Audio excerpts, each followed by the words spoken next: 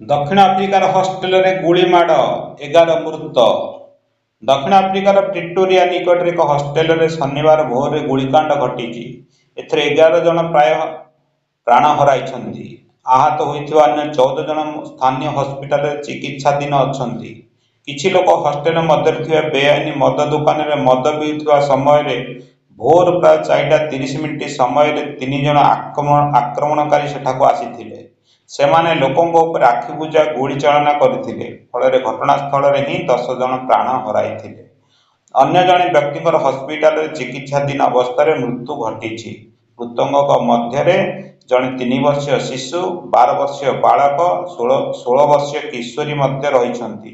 3 ବର୍ଷୀୟ ଶିଶୁ ଜଣକ ସେ ବେଆଇନ ମଦ ଦୋକାନର ମାଲିକଙ୍କ ପୁଅ ବୋଲି କୁହାଯାଉଛି।